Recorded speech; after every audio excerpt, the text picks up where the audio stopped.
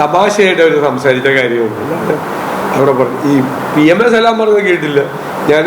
സാദിഖ് അലി തങ്ങൾ ഇങ്ങനെ പറഞ്ഞു കോൺഗ്രസ് അനുവദിക്കുകയാണെങ്കിൽ ഞങ്ങൾ മുഖ്യമന്ത്രി സ്ഥാനം ഏറ്റെടുക്കുക എന്ന് പറഞ്ഞ് അദ്ദേഹം തമാശയായിട്ട് പറഞ്ഞു. അദ്ദേഹത്തോട് ചോദിച്ചപ്പോൾ അറിയുള്ളൂ, അതിലൊന്നും ഒരു ചർച്ച ചെയ്യപ്പെടേണ്ട കാര്യങ്ങളൊന്നും ഇല്ലാത്തത്. UDFിൻ്റെ നെടുന്തൂണാണ് മുസ്ലിം ലീഗ്, ഇന്ത്യൻ യൂണിയൻ മുസ്ലിം ലീഗ്. അവരെല്ലാ കാര്യത്തിലും ഞങ്ങൾ സപ്പോർട്ട് കരുതുന്നുണ്ട്. ഒരു കാലത്തും ഇല്ലാത്ത തരത്തിലുള്ള ഐക്യം കോൺഗ്രസും മുസ്ലിം ലീഗും UDFിലെ ഘടകകക്ഷികളും തമ്മിലുണ്ട്. ഒരു അപസ്വരം പോലും UDFിലില്ല, ഒരു അപസ്വരം പോലും. കഴിഞ്ഞ 3.5 കൊല്ലമായിട്ട് ഒരു അപസ്വരം പോലും UDFിൽ ഉണ്ടായിട്ടില്ല, ഒരു വാർത്ത പോലും വന്നിട്ടില്ല. 2019 പാർലമെൻറ്റ് തെരഞ്ഞെടുപ്പ് സമയത്ത് 36 സ്ഥലത്ത് പല മുന്നണിയായിരുന്നു പഞ്ചായത്തുകളിൽ, അങ്ങോട്ടും ഇങ്ങോട്ടും മാറി. കോൺഗ്രസും ലീഗും 2 ചേരിയിൽ നിന്നുണ്ട്.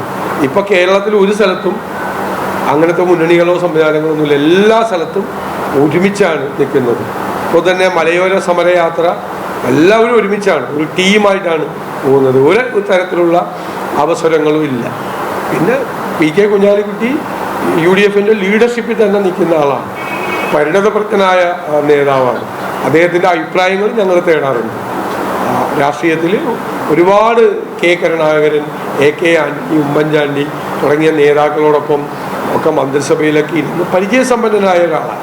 അവർ UDF ചെയർമാനായിരിക്കുമ്പോൾ അവരുടെ മുന്നണിയിൽ ഉണ്ടായിരുന്ന ഒരാളാണ് അദ്ദേഹം.